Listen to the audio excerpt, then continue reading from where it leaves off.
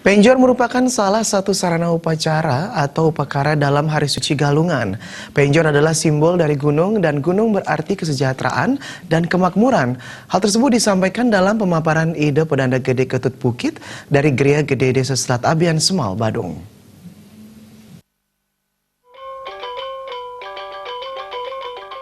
Ide Pedanda Gede Ketut Bukit mengatakan penjor adalah simbol dari gunung. Gunung merupakan sumber dari kesejahteraan dan kemakmuran. Maka dari itu bahan-bahan untuk penjor banyak berasal dari hasil pertanian seperti pelawa, palawija, pala bungkah, dan pala gantung.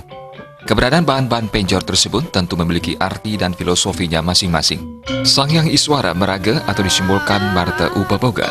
Yang Wisnu meraga sarwa pala atau buah-buahan. Yang Brahma meraga sarwa sesanganan, bambu dan jajan.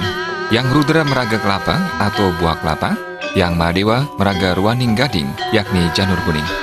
Yang Sangkara meraga palem atau buah pala, yang Sri Dewi meraga padi, yang Sambu meraga isepan atau tebu, dan yang Maesora meraga biting atau semat. Pada umumnya penjor harus sudah ditancapkan pada penampahan galungan. Penjor itu adalah simbol daripada gunung, di mana di dalamnya terkandung nilai-nilai kesuburan, nilai-nilai kesejahteraan.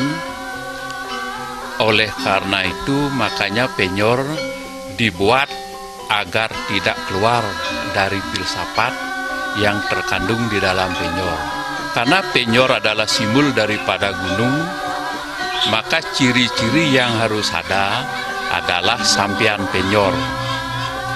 Di dalam sampian penjor yang wajib ada adalah canang dengan porosannya, karena itu adalah simbol daripada sakral.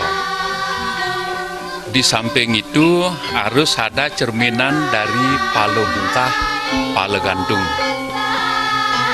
yang merupakan simbol daripada hasil bumi yang kita persembahkan kepada Dewa Gunung, yang merupakan dewanya daripada kemakmuran.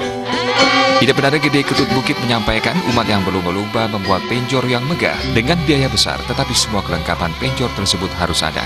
Jangan sampai penjor yang penuh makna dan suci tersebut hanya menjadi hiasan dan petunjuk status sosial.